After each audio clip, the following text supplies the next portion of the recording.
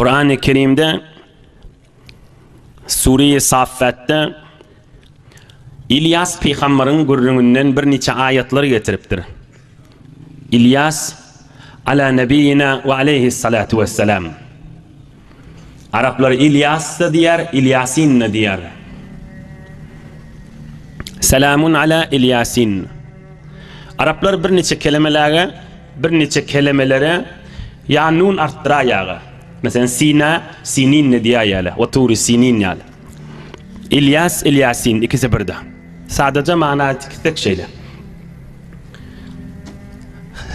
Türkmenin bir fikri var. Hızır İlyas. Türkmen Hıdır diye. Arapça Hıdır. Hazreti Hızır. Kol dinlen Hızır İlyas. Hazreti Hızır Musa peygamberin zamanında. Musa peygamber bilen gurrunde şol yer.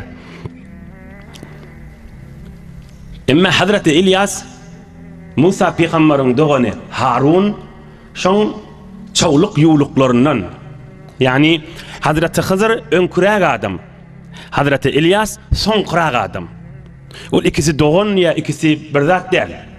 Ki Hızır İlyas iki nefer olsun bile olsun. On bir yerde Türkmen hamana iki doğan olsa Hasan Hüseyin Dakşiyali Hızır İlyas Sadakiyar.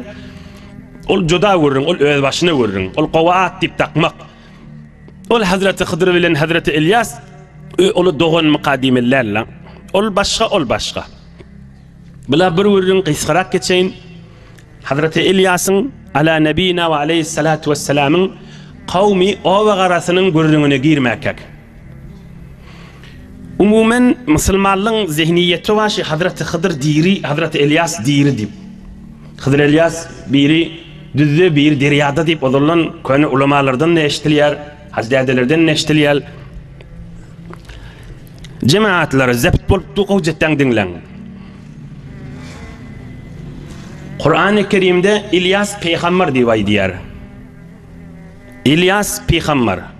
İnne bit kat'an tamam oldu bil peygamber. Hazreti Hızır Kur'an-ı Kerim'de bir peygamber deyip aydana. Hazreti Hızır'a bir tofar ulamalar peygamber diyer, bir tofarla peygamber del büyük evliyaların biri diyer. Halet Nebiye Allah bir tofarla Halet Nebiye peygamber diye, bir tofarla evliyaların bir Hudayın dostu diye. Hazreti Hızır'ın üstünde gurrun molttur ulamaların arasında. Şayet bir tofar ulamalar aysın, ne edecek şimara kan içinde şun ağlap yürüp deysin. Ve her hal zihniyet ulu millette var. Allah kokladuğunun bilenimi aydeyin hizmetinde. Hızır'ın üstünde bir tofar büyük ulamalar kat'en dir diye diyer. Ve şu arada kitaplar yazıttırlar. Bir tofar büyük ulamalar kat'en dir derliye. Ve şu arada kitaplar yazıttırlar. Biz Hazreti Hızır'ın üstünde aya şu mahal diri mi ya ölü? İnni mensen bilmeli adam. Hazreti Hızır diri olanla näme, ölü olanla näme? On dava etip görmeliler, ikimiz on gurruna salp. Ol bir imani gurrun del ki o. Hükmen diri, hükmen ölü diyer yallel. Yöne mına gurrun yok. Şu ümmeti İslami'den kan pirler, kan evliyalar, kan Müslümanlar Hazreti Hızır'a sataşıptırlar. Hazreti Hızır'dan talim alıptırlar. Hazreti Hızır'dan terbiyet alıptırlar. Bir inkar eder yalvat del. Oham bir Hazreti Hızır'ın dirdiğinin de alamatı del. Şayet Hazreti Hızır'ın ruhundan öğrenen, ruhu sataşıyan olsun adamlara. Ve Hazreti İmam Rabbani Müceddid El-Fesani'nin de nazarı şey. Hazreti Hızır ayrılıptır, ölüptür diyer. Ama şun ruhuna Huday icazı verdir, adamların arasında gezi verdiyiptir diye. İnni sadece Türkmençe kıskacay deyin, ulu milletten çürüm. Hazreti Hızır ya ölü ya diri deyip ol bir bahseder yal gurrun del. Ölü de olsa, diri de olsa Allah Zülcelal'ın bir söyön bendesi şahit dedi. Yani yine diyen bana gurrun yok. Ruhu da olsa, özü de olsa kan pirler, evliyalar sataşıptırlar Hazreti Hızır'a. Bila Hazreti Hızır'ın gurrunu oldu ki Hazreti Musa peygamber bilen oturuşan adam Kur'an-ı Kerim'de var. Ama Hazreti İlyas. Hazreti İlyas'a da İmam Suyuti, İmam Bagawi, İmam İbn Asakir bunlar diri divayet diyorlar. Meleken insiyen, ardiyen, semaviyen mollu. Yani öyle adam feriştegûne olup asmanına gitti, yere geldi, feriştegûne adam mollu diyorlar. Ama İmam İbn Kesir bir de büyük alim min bir nazar kabul etmeyen İlyas dünyadan öttü diye. Onun kısaca ki yine İmam İbn Kesir ayetiye هذه الأخبار من الإسرائيليات لا تصدق ولا تكذب كذا في البداية والنهاية للإمام ابن كثير. İmam İbn Kesir ayetiye Hazreti İlyas diri ve asmanı gitti deyip gurrunlar ba Kur'an'da yok şu gurrun diye asmanı giderliği. Bu gurrunu yalanla deyip görmen, sınna deyip görmen, nemetçe gurruna salp yört diyor. Bunu yalanlar deyip görmen, sınır deyip de görmen, gurruna salp görmen deyiptir. Yoksa Mahdumul İşan ayetiye Hıdır İlyas kimin göllerde, Hıdır kimin düzlerde şıcırı bir ayetken sözleri var. Be her hal. Kısaca ulu milletten çürüyüm, Türkmenden çürüyüm. Sadece Hıdır İlyas var da bir giyinlikten bir ilim molla hizmetini de yetirdim. Allah'ın bildiren ilminden ve Hazreti Hıdır ve İlyas'ın gurrunu. İnni geleyli Kur'an-ı Kerim'in gurrunu ki İlyas peygamber kavmuna aidiptir. İz qâle li kavmihi alâ tettekûn أتدعون بعلا وتذرون أحسن الخالقين الله ربكم ورب آبائكم الأولين فكذبوه. İlyas peygamber Musa peygamberin doğanı Harun'un çavluk yuluklarından 5-ci nesile tegredi.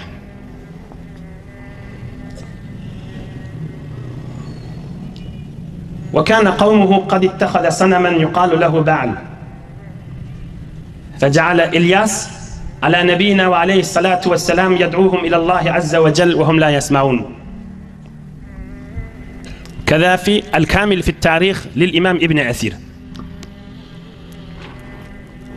إلياس peygamberin kavmi bula botparastmış. İbrahim peygamberin kavmi yali özleri daş becerip, ağaç becerip sonra Huda diyemişler. İlyas peygamber bunları imana ve Allah Zülcelal'e ibadet etmeye çağırıptır. Bu kavimde hemmesi padişahlarının ağzını gözlep durulmuşlar. Şu ne deyse şunu kabul edecektir. Ve kana li melikil kavm carun salih yaktumu imanahu ve lehu bustan. وللملك زوجة عظيمة الشر والكفر فقالت له لتأخذ بستان الرجل. Hazreti İlyas'ın o bagarasının padişahı onun bir komşusu hemsayesi komşusunun bir bağı bustanı varmış. Bir neçe Khorasan taraflarda ovalarda vardır. Öyün kaptanına giyin hayat bol yer, içindeken bağ bol yer, meyveli bağlar. Padişahın da hemsayesi komşusunun bir bağı varmış. Ulukon ovadan bağ ve padişahın zinanası bir huday vuran bir zelil pes gözü aç bir bidirek zinanamış. Azimetü şerri vel kufr evri zirerli azavay kafirlik bir yesir adammış da. Eğer ne ediptir şu bustan bizimki olmalı, nem deyip mınki olmalı deyip zolay diyenmiş da. Berde inni öz gurrunumuz, nem deyip onki olmalı. Nem başka halk, başka kişi zade iyi olmalı mi? Başka adam bir zade iyi olmalı mi? Hatınıçı bir neçe insanlar gözü aç olup halkın hakkına göz tıkmalı. Allah'dan korkmalı mi? Ya bir vakit ölecek değil mi?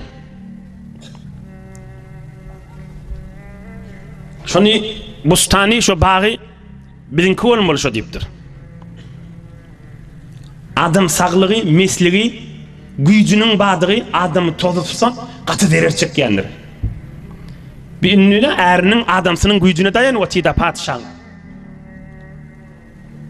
Peygamberimiz aydiyer yuhşarul mutekebbirune yevmel kıyameti emthâle zerri fi suvaril ricali. Bir rivayette tatauhumul arculli. Mütekebbir adamlar, mütekebbir dinanlar, şu burullar yelli, mıdam min kifim diyen adamlar kıyamette zelil olup, kişicik olup turarlar kabirden, mahşer meydanına adamların ayak aşağına defelenecekler diyor. Şu dinanalardan şey yankı. Mıdam öz kifini öz doğrulap, hivur burnu yelli diye Türkmen, tekebbir, burnu yelli boş hava bilen yaşap birinle.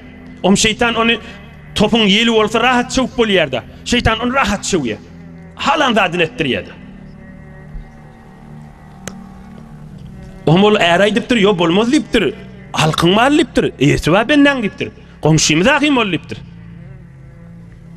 فغاب مرة فوضعت امرأته على صاحب البستان من شهد عليه أنه سب الملك. Bir neçe wagt soňra padişah bir ýaňa gidipdir. Bir uzagrak ýollar. O wagt maşin motora ýok. Bir günne 40 kilometr ýürýänmişdikler, istirahat diýin jalsalar. Bir 100 kilometrlik ýere gidip gelýänçe bir hefde bolýanmış. Ama ştadan bende Türkmene gidip gelse bir hefde gaýyksız bolýanmış. Baranda da diň jalmaly, ýolda da diň jalmaly. Padişah bir ýaňa gidipdir.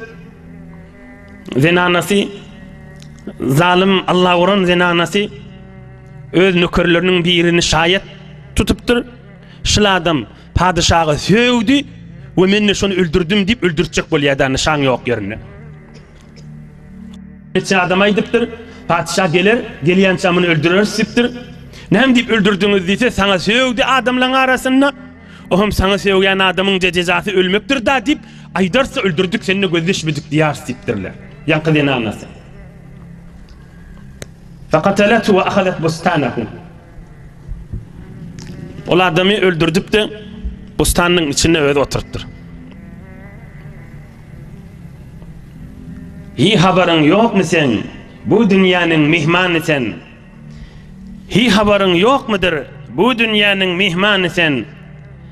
Azuqan teyyar kıl, kerven çekilmezden burun diye mahtum oluysa. Ey yaş oğullar, ey hacı dedeler. Sultan Bayezid Bestami aýdýar, sen men nefsimde şu wagtlar nasihatlar bilen haberdar etmeseň, Firavun'un nefsi ýalyr, men Hudaý diýençe ugrajakdyr diýipdir. Gaýtaý deyin, Sultan Bayezid Bestami aýdypdyr. Firavun bir ýaly adammış, bizde Firavun ýaly bir adam. Nefsini, adamın içinde bir nefs bir zalimma, fakat sen bilmeli, fakat sen rahat yaşamalı.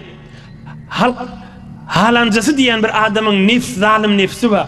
Wagz nasihat bilen, şeriat bilen onu güýlüýmesen, onu düşoklamasan, onu döwregine diývar çekmesen, men Hudaý diýençe ugraýandyr diýipdir. Ine bir heleýinde bize anaňda nefsi şoňa bartdyda. Padişaha urulyp gelipdir, am aýdypdyr, ola saňa söwdi meni öldürdüm diýipdir. Sen beýt billämiş diýipdir padişah. Meni gözleşmeliň sen diýipdir. Men anasy aýdypdyr, fata amruhu diýipdir. Aýno geçdi da tamam boldy diýipdir. Bir adamyň hakyny almaly geçdi. Nämesi geçdi? Hem saýan hakyny ýemeli ay geçdi? Ýok geçmedi. Sebit boldy. Inni başladı. Jogap bermeli. Allah'a jogap bermeli. Bir ömür zinanasynyň, äriniň, enatasının ya oğul gyzynyň ömrün ýakyp geçirmeli, zalim bolup geçmeli, geçenden sanam ay geçdi da diýmeli. Halan eziýetini üstüne oynamaly, ýene ay geçdi da diýmeli. Muny öldürüp oğluň şonu awaret goýupdyr, fata amruhu diýipdir. Allah uran denana. Ay geçdi da diýipdir.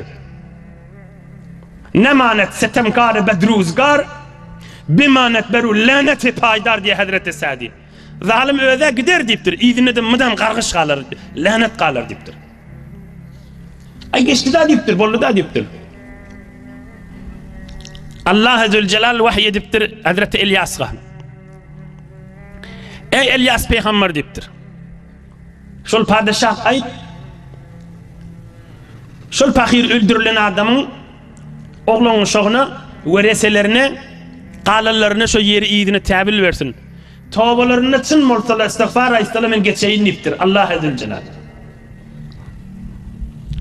Şeriatda eýämiz Allah Azze Celal'ın buyrugyna tövbe ýol goýulýarmydy? Allah Azze Celal gafyny açyp goýupdyr. Janyň menen ewrilseň ýol goýupdyr. Täjan gargara gelýänçe ýol goýupdyr. Dert diýerleri derman menen emedilýändir. Dinleň, dert diýerleri derman menen emedilýändir. Dert diýerleri dert bilen emedilýänlerdir. Indi bilen ýoly özlerini em etjek bolsa, özlerini düz etjek bolsa, dogurlajak bolsalar indi Allah'ın buyruğunu etmeliler. Biz yanlışlık deyip oğlanın uşağından halaliyet istep yine bustanı təbil vermeliler izine. Ay yo bu bolmaz deyiptir. Näme deyip il halkın içinde küçüklük bolacak da hamana. Padişah yine de bustanı izine təbil verdir. Zinanası hükmün pes alıptır. Ay başla deyiptir deyip adamların arasında küçeler muka deyip derman menen özlerini em etmendirler. Bir adam derde düşse derman menen özün em etmeliler. Kulzum günahının terin derdini çın toba guurdur ona em olup diyemaktın uluysan. Derya ayal günahında olsa çın toba guurdur ona em olup. Canın menen Allah'ın kapsına yıkılsan derya ayal çın ir günahında olsa çın toban onu guurdur deyiptir. Hudayın yani arasında cevap pararsın deyiptir. Yo bile onu kabul etmendirler. Fekezzebuhu ve asavhu ve nefevhu. Bular deyiptir, İlyas Peygamber'in özünü ovadan kovayla deyiptirler. Şu zol başımızda şu gurrunu var deyiptirdi. Näme deyip? Hamany öz ýallarynyň dertlerini emetjek bolýar, şu kellagyrdan çykjak bolýarlar. Ey cemaatlar, ey ýaşaglarlar, bütün camiye beşeriyetin ulukon verir çekýän ýeri şu taýda. Bir derde düşenni özüni halal Allah'ın icade veren yerinin derman etmeli, yani derman bilen özünü qawwaltmaly, emetmeli, başka bir dert bilen özünü emetjek bolýardy. Bir günah işe giriyor, şu günahını etberjek bolup başka bir günah işe giriyor. Bir önküden meter derdi arttırmaktır. Men misallarına girecek değil. Hemmeňiz hakıl huşlu ders salın. Bir günah iş edipdir. Şu günah sebepli aramışı behem vurulupdur. Öýünün bereketi gidipdir. Hor bolupdy, zelil bolupdy. Gursaran bahşet kesip, efsurde bolupdur. Özüni derman etjek bolýar, başga bir günah bilen hiç boljak zat däldir. Önküden meter qaýa gaçar. Derdi artar. Derdi ini iki este bolmar, on este bolar. Näme diýip günah bilen adam özüni emetjek bolmaly? Hudaý Taala bulara yol aýdy wetýähim. Bilen dermanlary bir jazat diýipdir. Bagy ýerlerine täbil bersinler. Bir hak yürüysün il bunun içinde deyiptir. Yo bular dermanni İlyas Peygamber'in özünü obadan qawaylypdirler. Peygamber adam obadan qawulmaly. Oban dargajagy da. Tüs obasynyň dargajagy da. Bir periştani, bir nuri, bir hayır dogany, Allah'ın çağırttıran adam obadan qawulmaly. Ebijirek adam hattan aşma olacakmı? Hebicire de tozima olacakmı? Hebicire pelin harap bolma olacakmı?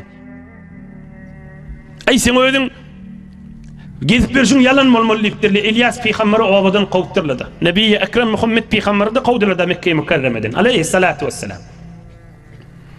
Oban horlanjagda. Oban bereketini obadan qawtyrly. Quriyjagda oban.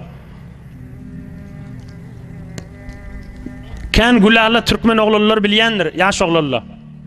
Bir yerlerik işlemeni var ya, azandan, tekbirden, dem tevhirden haber hatir yok.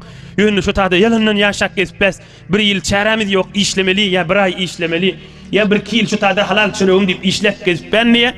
Yönü şu taada dem tevhir yok, azan tekbir yok, hudayi hiç kim ağdanak, yönü yürüğünde yarılıp var ya, il günümüzün o bağaran içine gelemizde, Allahu Ekber, Allahu Ekber, azan eşkiyes, mescid görüyes, namaz okuyan görüyes, cımgı görüyes, yönü balık suyu giren yal, gününa yastı yakan cavan oğlu, köpüğünüz düşünyansınız näme diýerler. Bular obadan bereketi qawpdylar. Bilen zelil boljagy ýok.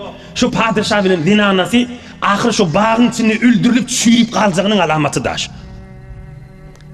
Gaýtaýdyn, şu padişah bilen zinanasy şu alan zalim bolup alan bağının içinde çüýüp zelil bolup öldürülüp galjagydyr.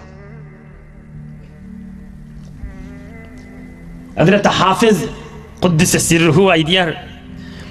Bes tecrübe kerdiyim derin diri mukafat. Her keba dert keşan der oftat, ber oftat. Kan tecrübe ettik şu koyuna dünyada deyiptir. Yüreği Hudaýyň ışgyndaky adamlar bilen ýakalaşan adam süýür defesi ýere degdi diýipdir. Peýgamber wabadan gowpdyrlar. فأمسك الله تعالى عنهم السماء حتى أجهدهم الجوع حتى أكلوا الجيفة فطلبوا إلياس كل مطلب يعتنوه ويراجعوه فيدعو لهم. كذا في البدء والتاريخ للإمام المقدسي. إلياس في خمر قررني بيري الكامل في التاريخ إمام ابن أثير بيري البدء والتاريخ إسلام ده أولو تاريخ كتاب شو إكسنن الله وبر مقدارنا تاريخ التبري إمام تبري ده قوم yağın yağmani quruqluq başlaptır obasına. Horluq bolupdyr. Maslıqda iýmäge çäresini tapmany, odal äpperilen porsiyon maslıqdagda qaynadyp iýsini aýryp ýarsip iýip başlapdyrlar. Inni nämetmeli bolupdyrlar. Çäresini gutaryp nygmat baqa qadryny bilmediği adamlar İlyas peýgamberin iýdine getirdiler, owa getirip haýır dogasyna leýleň diýip. Koşullar iýdine getirdi. Adamlar iýdine getirgiýje unnidi. İlyas peýgamber tafaýlyň haýır dogasyna leýleň bilkim rahmatlar ýagyp ilgünimde bereketler ýaksyn diýip. Bir neçe nygmatlar bar. Gidenden soňra öwürlip gelýän nähildir. Bir neçe nygmatlar bar. Gaýta öwürlip gelýändir. Adam namartlyk etmese. Gaýtaýdyn. Bir neçe nygmat bar. Gidenden soň şu içine gidiýär öwürlük gelmeýär. Hoşlaşyp gitdiýär digi öwürlük gelmeýär. Emme bir neçe nygmat bar ellen gitse gaýta gelýär, adam namartlyk etmese. Eger bir gün men sesimi eşite biler kim diýär belli däl, Allah'dan başga hiç kim bilen men aýtjak bolýanym kimdigini. Şol hüjremizde bir gaty agyr müşkili wadi, bir adam süýnüp ağlap ýatydy. Müşkiliniň agyrlygyndan. Biz otis ol süýnüp ağlap ýaty. Eýem Hudaýym şahitdir. O şu ağlap gıyğırıp aýtdy, eger men müşkilim açylsa, men ştadan çykjak däl, ýani hemişe gezjek. Owlaň için ne boljak? Men arasda gezjek. Hizmet etip gezjek diýdi da. Bu Allah Azze ve Celle şoň müşkilini aňsan etdi. Şu öýläçeli. Şondan mer bir edekde görünenek ikili üstünden geçip barýar. İnsan näme diýip namartlyk etmeli? İnsan Allah'ın utduğu mukambe. Süýnüp ağlap duýdy, jydamany.